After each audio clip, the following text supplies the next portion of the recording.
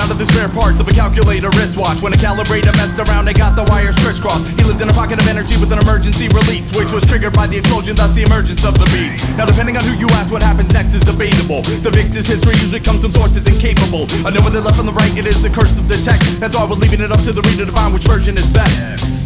The beast, the beast, the beast, the beast, the beast, the beast, the beast.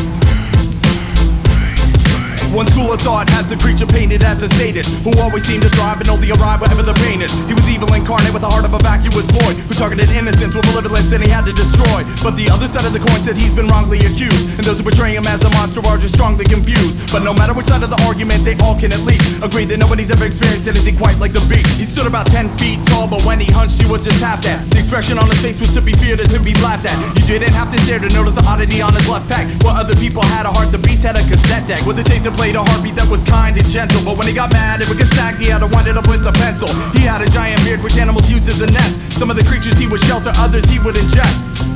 The beast, the beast, the beast, the beast, the beast, the beast.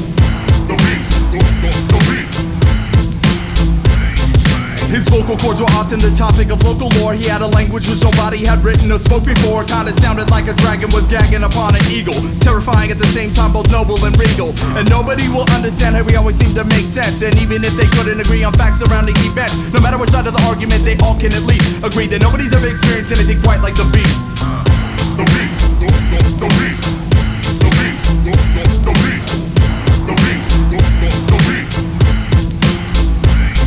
He was driven outside of the county line, delivered a bound and gag. The people were mocking him from the back of the truck while on the ground he dragged. It's true you may be covered in flesh, it's true that you may bleed, but it's also true that we don't like your kind, whatever your kind may be. So they cut him loose and spun the wheels and left him in a cloud. So lonely and pathetic, once majestic and so proud. Even those that cared for him, they didn't dare to interfere. So the only thing left to figure out was where to disappear. So with a hunch much slower than he thought that it could get, he wandered off into the wilderness with a broken cassette. But every now and then the people hear him howling, and it either comforts them or else it has them cowering. And like I said, depending on who you talk to, the story will change. Some will say he was insane and some will call him deranged. But no matter which side of the argument, they all can at least agree that nobody's ever experienced anything quite like the beast.